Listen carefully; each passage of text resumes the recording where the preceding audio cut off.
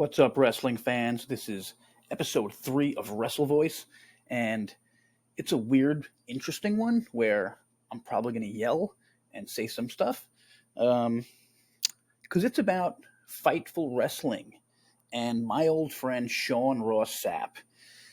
But this time it involves someone he brought into the community named Ibou. He was hired by Sean to be a contributor at Fightful, and then he moved on. Thank you to She Slayed Daily for that one. Also, Trapped in Gangsta Bob WWE, at Gangsta Bob WWE. Basically. And he's got. That Sky Blue gift is crazy. y'all want to hear something funny, bro? Ready for this? Do not aggregate.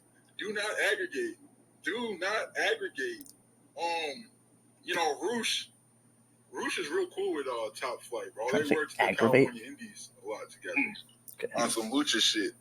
That is Ibou talking in a I forget the name. Sorry, I'm blanking on the name. One of those a Discord server.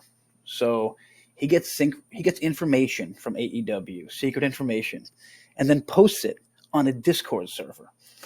Now, Sean Sapp goes around as the internet wrestling truth police all the time. If you don't have a fact for something, he'll come jumping on you. I mean, listen, the dude's a fucking literal lunatic. There's so many things I can mention, but literally about my family and this piece of shit. But whatever, I'm not gonna. So today, this is just a perfect example of him and Fightful and the community, everything. There was this account named Air Gold who posted some bullshit. The world didn't end. He posted some bullshit about wrestling. I don't know where the fuck it came from. I read like 5 minutes into the story and I almost fell asleep. It was so boring. Sean had to start a Spaces, which I started thinking about when I saw this dude had a Discord. So shit happens on Twitter. These dudes start a smaller section of Twitter called Spaces, and they all bitch and scream at each other the whole time. You can't hear anyone because everyone's screaming. It's one of the funniest. Check out Sean Sapp's Spaces. You can actually hear these things. They're out there. I thought it was like a Spaces thing was like you just record them and only your friends can listen to it. So that would be like the good point of having Spaces. The fact that everyone can listen to these people and just laugh at them arguing about facts and fiction in the world of pro wrestling guessing is, I'm not sure what to call it. But okay, so before I get back to, all right, hang on, I gotta go. I guess I gotta start with Ibou here. Yeah, I can't not put this one on there. Okay, so this is kind of where this whole thing started or got a lot worse. This is what Ibou tweeted a while ago. I'm not going to say the words out loud. He is talking about Britt Baker from, what was that, 8/24? Britt Baker. So it turns out he was very likely just going by the timeline and no one else seemingly said anything about Britt Baker. Conan brought up recently that Britt Baker cheated on her boyfriend. Britt had to come out on Twitter and be like, that's bullshit. I never tweeted on anyone. And I'm like, what the fuck? What is with these dudes going around just bashing all these women? Comes out today, Deonna Purrazzo was unhappy with AEW. Deonna Purrazzo was like, I followed her for years. She's like the nicest human being in the universe. I've never read a negative story about Britt Baker. Never read a negative story about Deonna Purrazzo before today. So you got these sexist writers, basically all of them. I mean, Dave Meltzer, you can read stories about the guy. He got called out by Charlotte Flair and pretty much everyone in the universe. Dude is trash. But he is what he is. He's top trash. I feel like, whatever. He is what he is. You know, he's on fucking TV and shit. Sapp, these other fucking lowlifes like him. This Ibou dude is already canceled. I'm sure he's gone. Sapp wrote on this other girl, Miss Katefabe. She said some racist shit. She got canceled like a month ago. Maybe 2 months ago.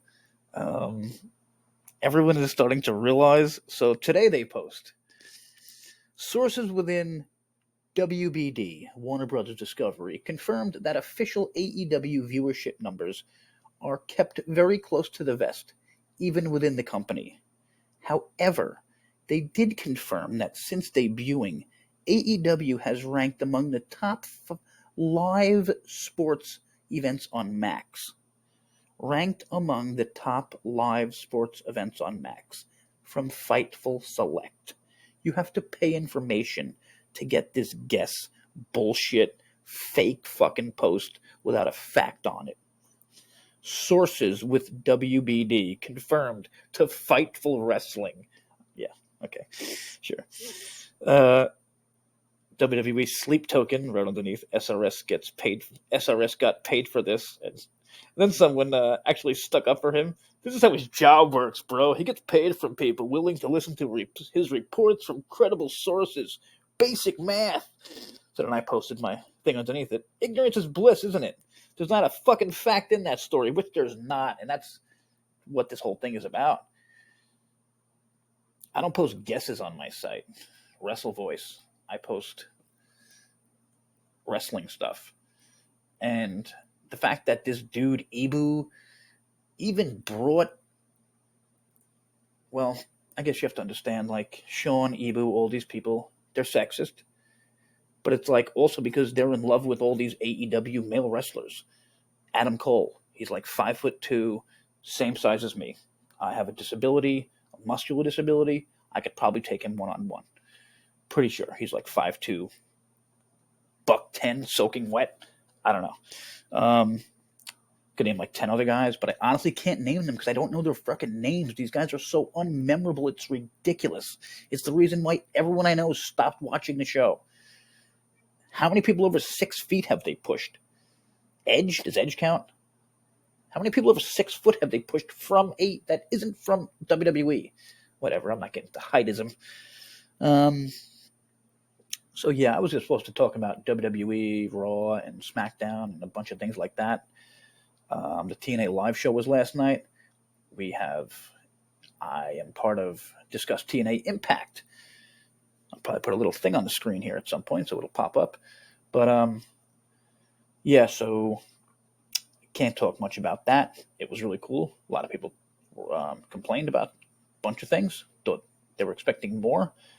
Pretty odd that TNA fans were expecting Cena or something like that, and they were mad about it because TNA fans always hated WWE, and I don't know. The whole thing is weird. But this whole podcast was not about that. I'm not going to talk about Raw. I'm not going to talk about Dynamite. Not going to lie, I didn't watch Dynamite. I was going to record with someone else again this week, and shit keeps happening, but I'm going to have a co-host one of these weeks. And this was more about this shit. When I talk about this stuff, I want it all on me. I don't want any co-host. I don't want anyone else to be like, oh, we can put it on this guy because I don't want to fuck with Jay because he's going to go crazy on Twitter or whatever and write a post about me on his site. And it's going to live on Google forever like Sean's have and will. And now Ibou's will. Wrote one about him yesterday. I don't know. Don't be a sexist asshole. Don't be a liar. Don't be a little bitch that goes around pretending you're the fact police when you don't have facts of your own to back up your shit. Like, how can you be more of a hypocrite? I can't even imagine how you can be more of a hypocrite. Garbage human. Everything about the dude. And that's back to Sapp again. I know. Don't want to confuse him with Ibou. I don't know Ibou. I know a lot about Sapp, and I've spoken to people who know about Sapp. And, well, sorry, this would be a great way to leave it. I was searching for something, and something else popped up. This is Sean leaving a voicemail for someone. So we're talking about AEW Sorry, on... No. Sorry. This is a interview Sean did. Ready? So, you can't see it on the screen. You can check out alldistractions.com. Well, it's hard to find threatening voicemails from Sean Sapp. You can just Google Sean Sapp. There's a bunch of them. So, Sapp is literally standing there interviewing Tony Khan, and he's like this. You know, pretend Tony's on the opposite side of wherever I'm looking right now. It looked like Sean was drugged out of his mind, gave no fucks. This dude on Twitter, this dude on Instagram, totally fucking blanking on his name right now. Whatever, not the point. Ready? What's up, Tony? It's your boy. This is Sean calling this dude on Instagram who I've been talking to, and he has a huge account. Sitting Gorilla.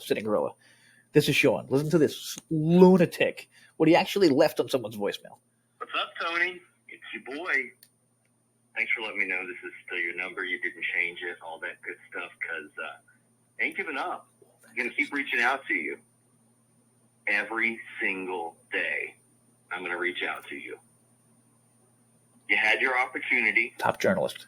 Now some nice billboards are going to go up in your town. I am so excited for that. I heard from up front about an hour ago. I don't know what this is. You're going to love them. Then we're going to hit up our people at TikTok and Instagram. Let them know what you posted. Oh. All that good stuff. So excited, Tony. Hit me back. Okay. Shit, play the music. I thought this was one with the music. Got my number. Got a new one just for this. He got a new number. Okay. He got a new number just to fuck with people. This cycle. Okay, this is the better one. Hey, Tony. Different. It's me. This is different. I know you're still trying to avoid me. I saw that you got back on Twitter.